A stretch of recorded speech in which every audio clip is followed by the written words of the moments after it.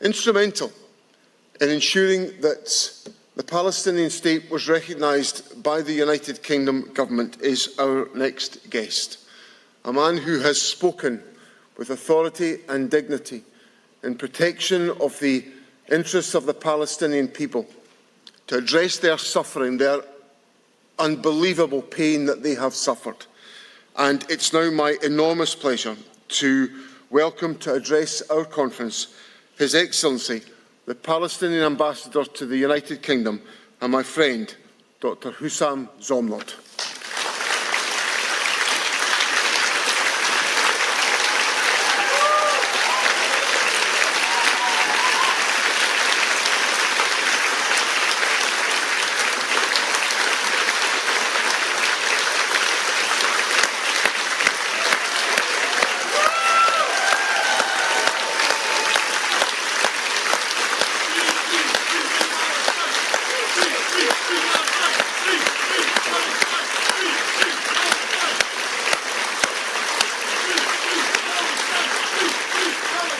Thank you.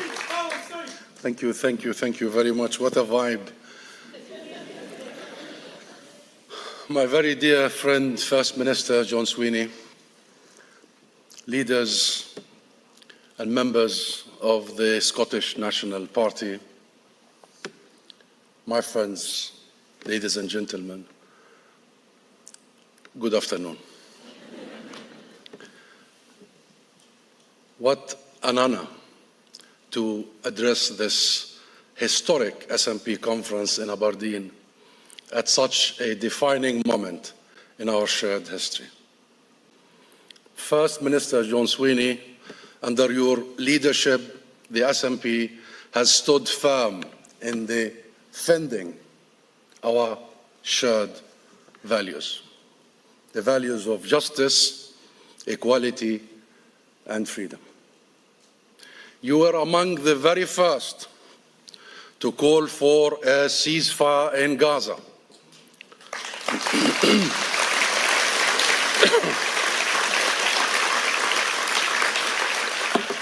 You were among the first to demand sanctions on the illegalities, and you were among the very first to call for and uphold our inalienable right to statehood and self-determination.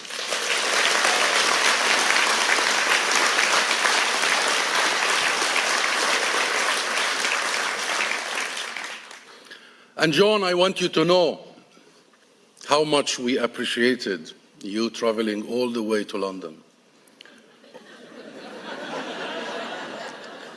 I didn't mean that.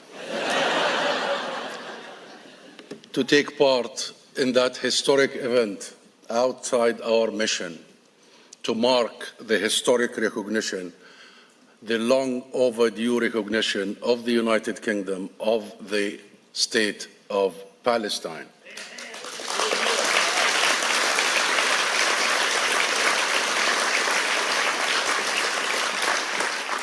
And to me personally, it meant a lot that you were literally standing by my side as I put my hand on your shoulders, the shoulders of Scotland, to say thank you, Scotland, thank you, Wales, thank you, Northern Ireland, thank you, the people of Britain, for that moment. And I also know that you used the brief moments with President Trump here in Scotland to plead for a ceasefire, to convince him that the people of Scotland and the people of the world want his power to enforce a ceasefire. So you and Scotland has something to do with the last few days of finally, the world coming to its senses and bringing Netanyahu, the unhinged Netanyahu, to compliance. Thank you.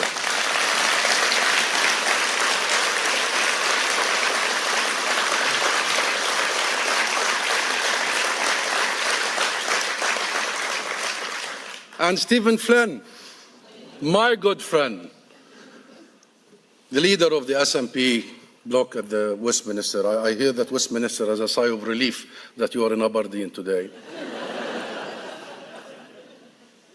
But you are, Stephen, such a powerful example of moral courage and convictions.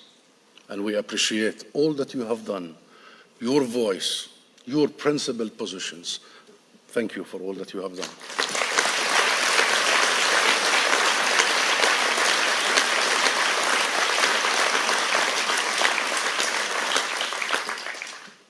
And I too want to honor former First Minister Hamza Youssef.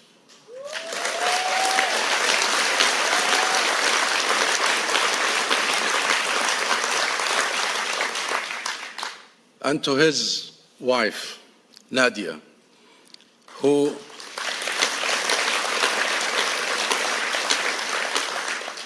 this beautiful couple embodies the spirit, the strength, and the decency of the Scottish people.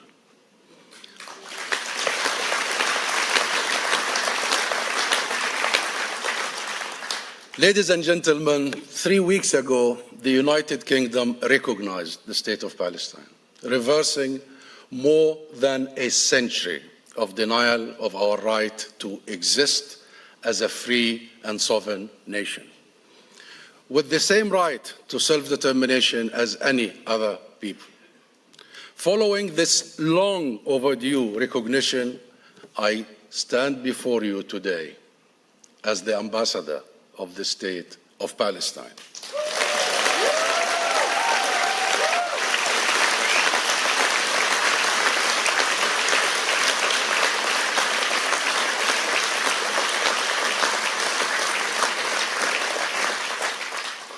And on behalf of that state, on behalf of the Palestinian leadership and people, and from the bottom of my heart, thank you.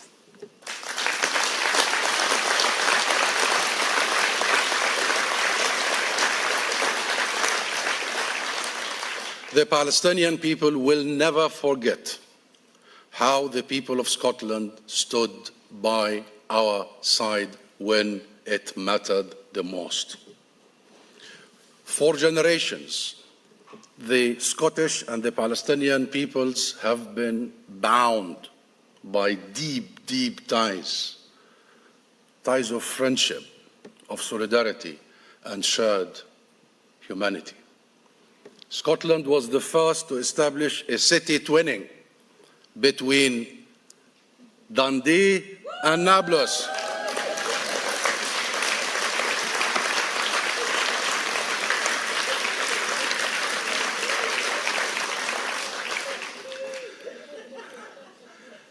An enduring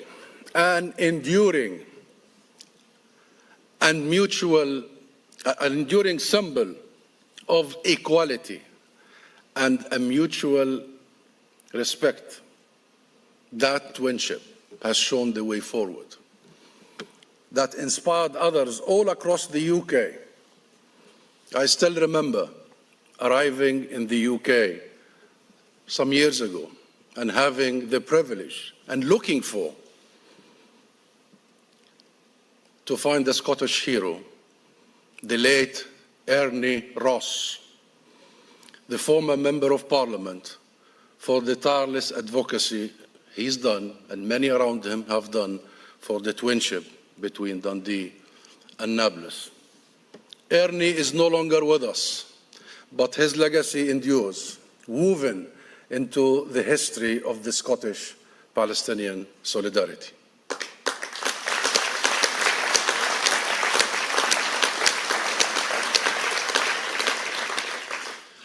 Friends, our relationship is not merely political. It is moral, human, and historic. Each of us sees our own strength reflected in the other.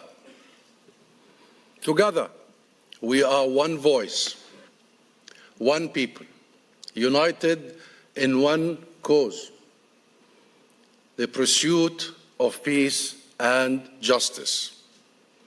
When the genocide raged in Gaza, you raised your voices to carry our pain. You brought our students to study here, our wounded to heal here. And you reminded us again and again that we were never alone, that our struggle was also yours, and that the struggle for freedom that all people and all nations cherish. My friends, this is Scotland. This is a nation of lions, roaring lions, a people of conscience and a moral force for good. It is that why we love Scotland.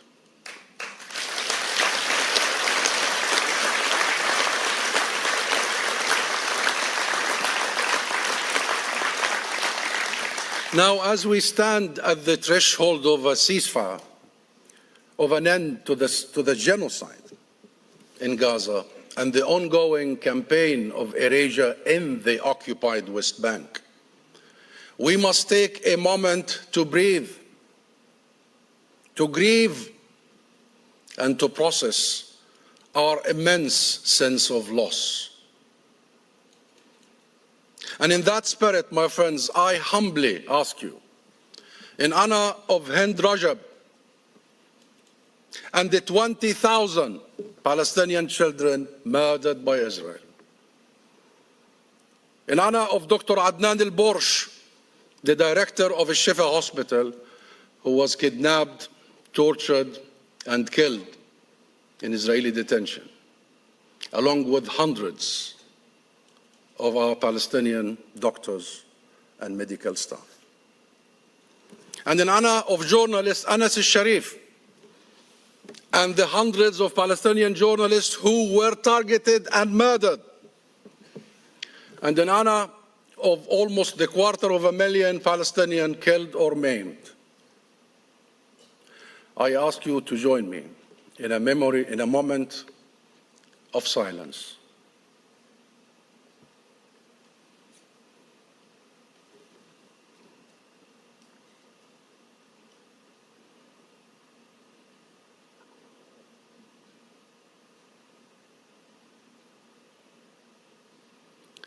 Thank you.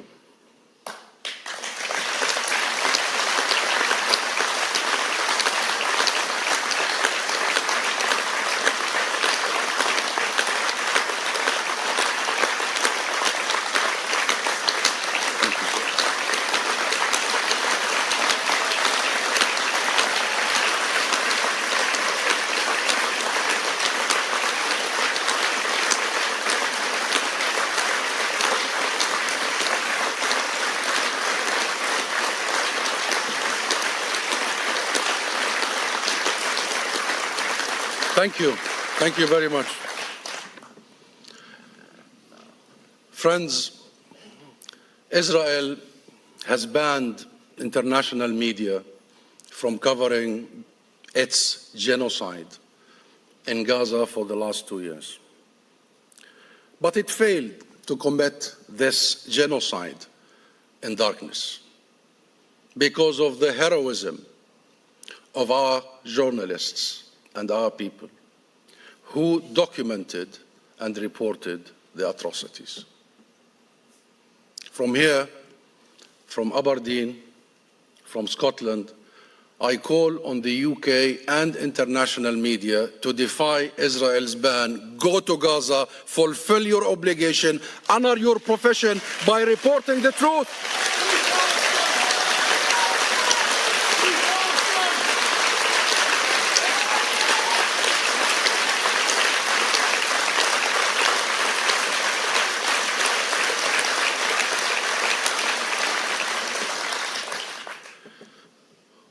And my friends, now is the time to reflect on what we have achieved together and to prepare for the next phase of our common struggle.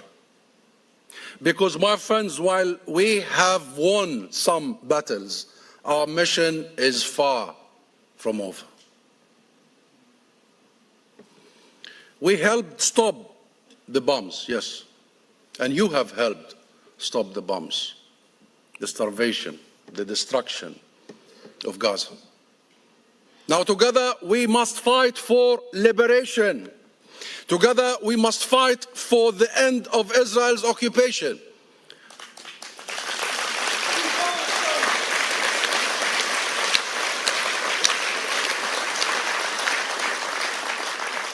And there is no more powerful place to lead this global movement for Palestine than right here in Scotland and in the United Kingdom.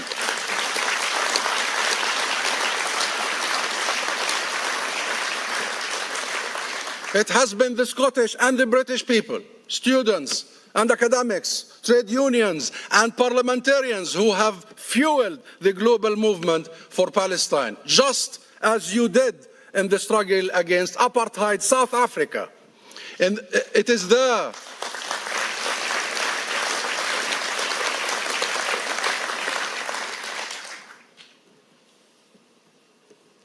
By the way, the UK was the epicenter of the anti-apartheid movement, like Palestine now, like London is the epicenter of the global movement for the liberation of Palestine. And let me say this, like Nelson Mandela was freed, like South Africa was freed, Palestine will be freed.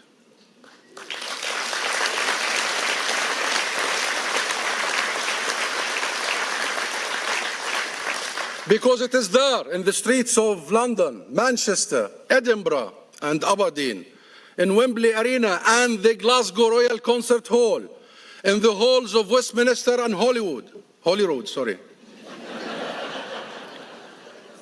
I told them to underline the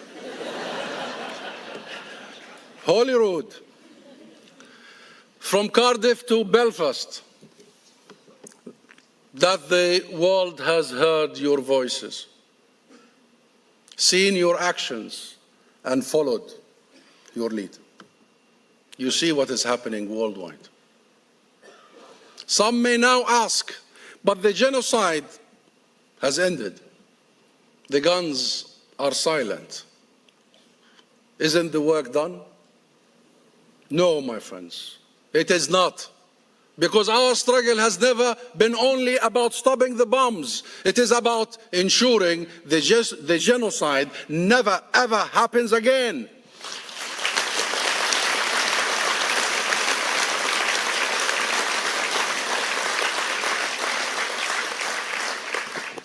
It is about ending the occupation. It is about freedom. It is about the future of our children and yours. It is about peace, a just peace. So, my friends, the UK's historic recognition of the State of Palestine is not the destination. It is only the beginning. We must now build upon it strategically, relentlessly, to establish an independent, sovereign State of Palestine that can protect its people and thrive in peace.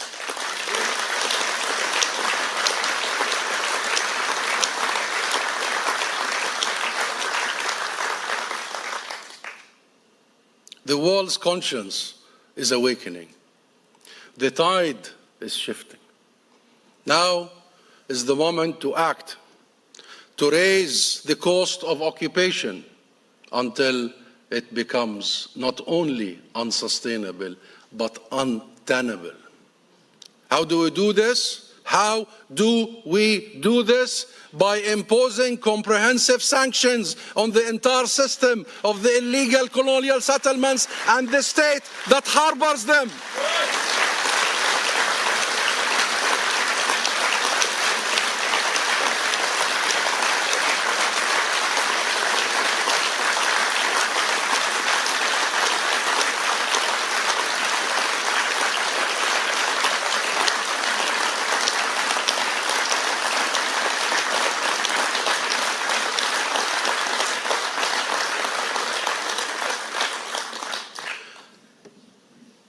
And by imposing a full arms embargo on a state that is committing genocide.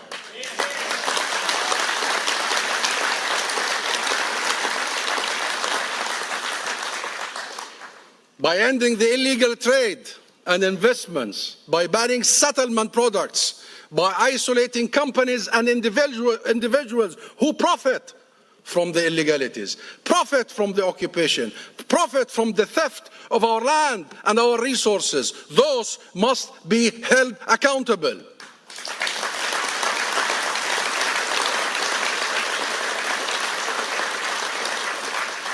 And my friends, now is not the time to invest in war. This is the time to invest in peace. In peace.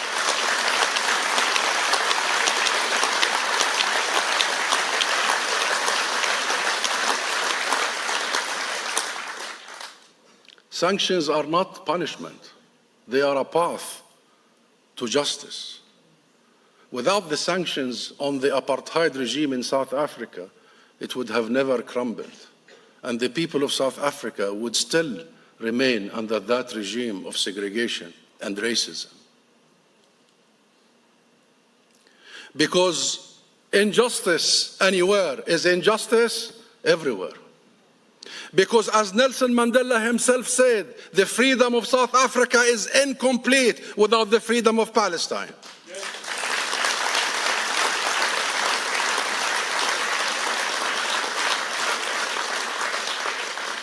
And on our side, my friends, we are working to rebuild, to unify, and to prepare for a new era of peace and prosperity.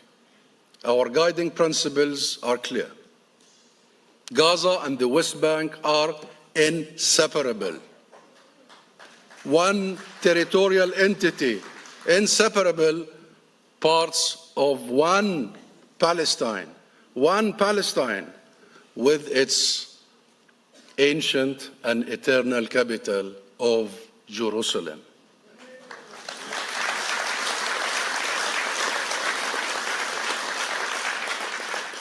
And let me make this absolutely clear.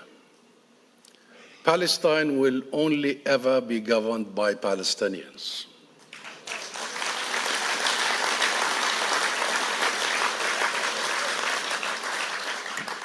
And only the Palestinian people will elect their leaders. This is why we have committed to holding national elections within 1 year of the end of the genocide.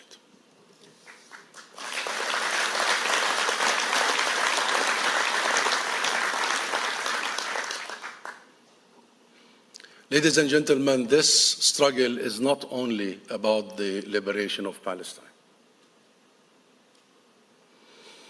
It is about our collective liberation from oppression, from deception, from destruction everywhere, from dishonesty, from supremacy, from thinking that there is only one creed, one color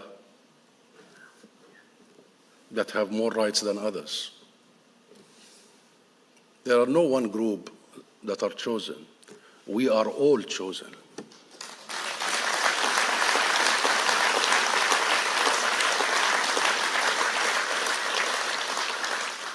Our struggle, your struggle, is about affirming the sanctity of every human life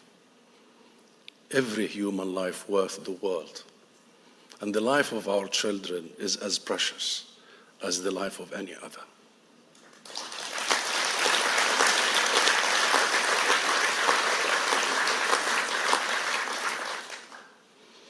And as long as we stand united in truth and in justice, I know that we will prevail. We will prevail. Like all previous nations, like ours, with righteous causes, have prevailed. It's been long, a long, long march to freedom, but we are definitely on our way. We will see the roots of freedom flourish, not only in Palestine, but in every nation and in every heart that longs to be free. And we will celebrate together, my friends. we will celebrate soon, sooner than you may expect. We will celebrate a free Palestine. Thank you.